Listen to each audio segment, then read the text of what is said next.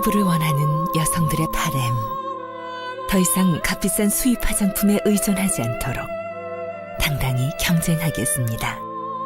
미샤 나이트 리페어 사이언스 액티베이터 앰플. 현재 시각 오전 9시 31분 함께하고 계십니다. 내가 폭탄을 가지고 있는데 한강다리를 폭파하겠습니다. 통화를 아예 생방으로 가져요. 직접 생방송하기로 결정했습니다. 여보세요, 들리십니까?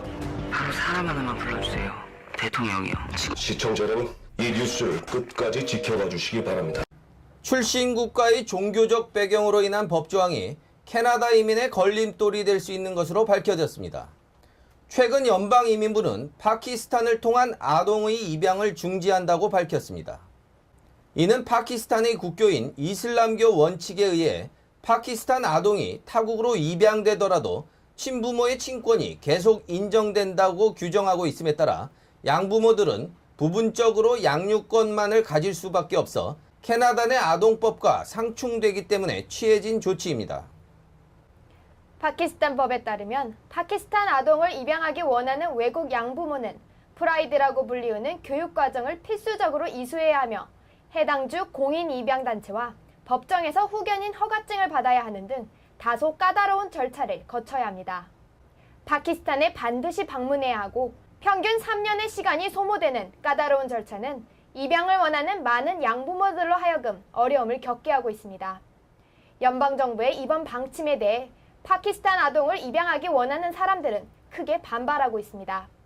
토론토 이슬람재단 아이맘 유서프 바달 이사는 파키스탄 아이 입양을 위해 오랜 시간 준비해온 많은 사람들이 청천벽력과 같은 입양 중지 소식에 실망과 분노를 감추지 못하고 있다고 전하며 다문화주의를 표방하는 캐나다가 출신 국가의 종교법을 문제로 삼아 이민 및 입양을 중지한 것은 이해할 수 없는 처사라고 강력히 비난했습니다. 교육과정을 마친 BC주의 대학생들이 캐나다 내에서 가장 부채를 많이 짊어진 것으로 나타났습니다. 몬트리올 은행의 조사 결과에 따르면 캐나다 학생들은 졸업과 동시에 평균 2만 6천 불의 부채를 보유하고 있다고 합니다. BC주 학생들은 이보다 높은 3만 4천 불의 부채를 안고 있는 것으로 알려져 구직에 허덕이는 BC의 젊은이들이 처한 상황은 더욱 심각한 상황입니다.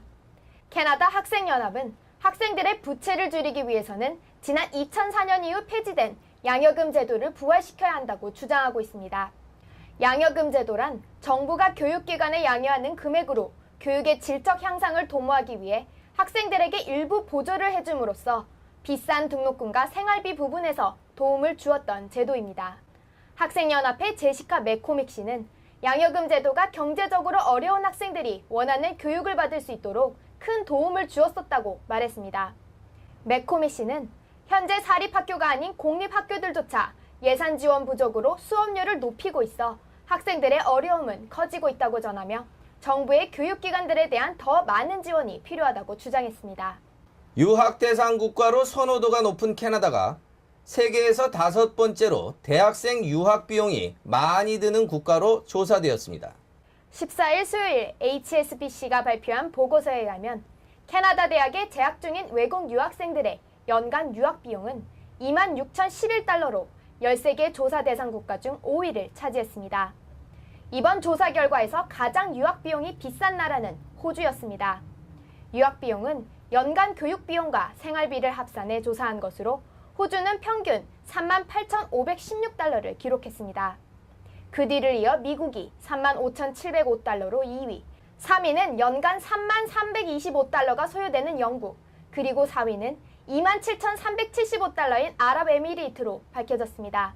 5위인 캐나다의 뒤를 이어 6위는 싱가포르, 7위는 홍콩, 8위는 일본, 9위는 러시아, 10위는 중국, 11위는 대만, 12위는 스페인, 13위는 독일 순서로 유학 비용이 드는 것으로 집계되었습니다.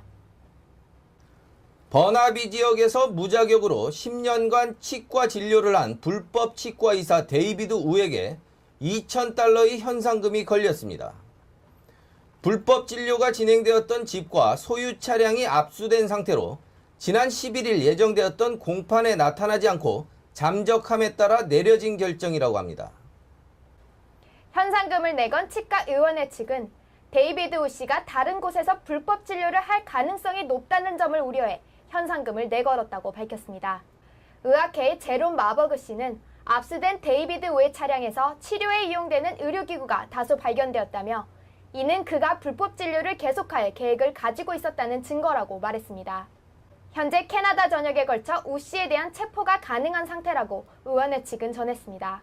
현재 캐나다 전역에 걸쳐 우 씨에 대한 체포가 가능한 상태라고 위원회 측은 전했습니다.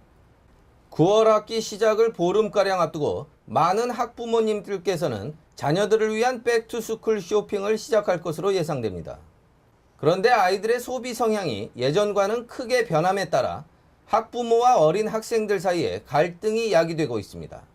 이전 백투스쿨 쇼핑 때는 새로운 필기구의 문구류, 색 책가방과 계절에 어울리는 신발 등이 주요 구매 상품이었던 것에 반해 요즘 학생들은 새학기 시작과 함께 신형 모델의 스마트폰이나 태블릿 PC 등 고가의 기기를 선호하는 것으로 나타났습니다. 앵거스 리드의 여론조사에 따르면 학생들의 원하는 상품의 가격이 학부모들의 쇼핑 예산과 맞지 않는다고 합니다. 학부모들은 평균적으로 딸에게는 $250의 예산을 적정선으로 여기고 있으며 아들에게는 그보다는 낮은 예산을 책정하고 있다고 합니다. 아이들의 관심사항이 바뀜에 따라 부모들이 생각하는 전통의 학생 필수품이 이제는 인기 없는 상품들이 되어가고 있습니다. 내년 초 컴퍼스 카드의 시행으로 메트로 밴쿠버 지역 대중교통 요금 제도에 많은 변화가 있을 것으로 예상되고 있습니다. 그런데 변화와 함께 승객들의 불편함이 예상되는 점들이 발생했다고 합니다. 버스 탑승 시 현금 지불로 발급되는 트랜스퍼 티켓으로는 스카이 트레인을 탑승할 수 없기 때문입니다. 현재 BC주의 대중교통은 120만 승객들이 이용 중입니다. 버스와 스카이 트레인을 차례로 이용하는 이들은 6,000명 정도로 추정되는데 현금으로 버스 요금을 지불하고 스카이 트레인으로 바꿔 탈 경우에는 불편함이 예상되고 있습니다. 트랜스링크의 데릭 제이블 씨는 현금 지불 시 버스에서 지급받는 트랜스퍼 티켓을 스카이 트레인의 새로운 시스템이 인식하지 못하는 문제가 발생했다며 이 문제를 해결하기 위해서는 $2,500만 추가 비용이 필요하다고 설명했습니다.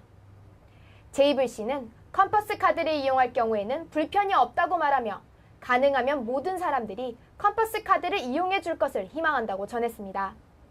컴퍼스 카드는 대중교통을 자주 이용하지 않더라도 한번 충전해 놓으면 언제든 사용이 가능하다고 덧붙였습니다. 한편 올가을 중에는 새로운 시스템의 원활한 작동과 결점 여부를 확인하기 위한 테스트가 진행됩니다. 이를 위해 트랜스링크는 각 지역의 노선도에 따라 체험단을 모집했습니다. 오는 17일 토요일에는 치즈 굴리기 페스티벌이 위슬러에서 열립니다.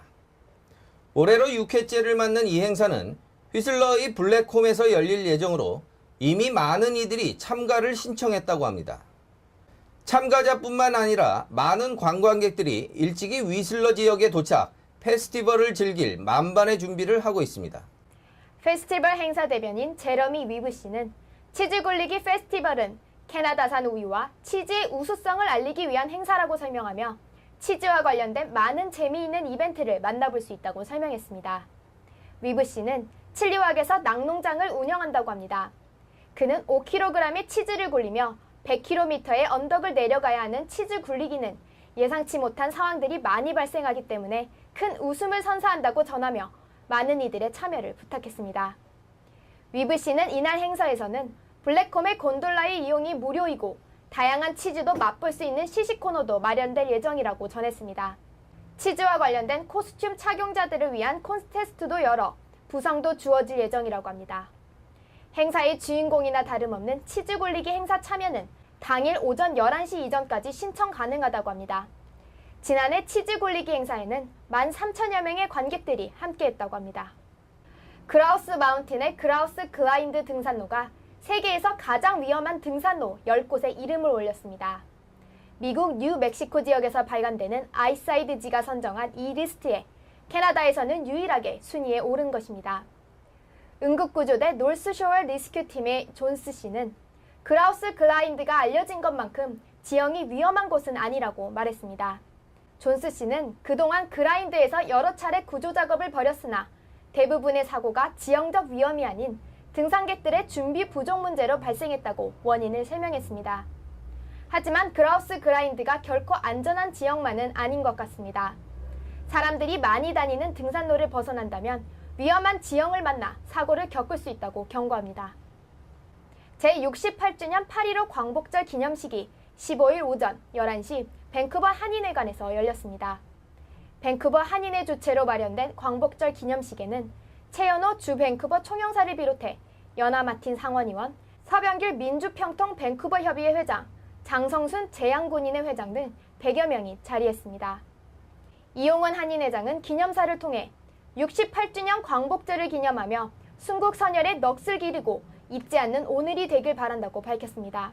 또한 통일 한반도는 세계 속의 대한민국이 될 것이며 밴쿠버 한인회 또한 분열과 책임 전가보다는 단합하는 한인회로 거듭나기 위해 노력할 것을 약속했습니다.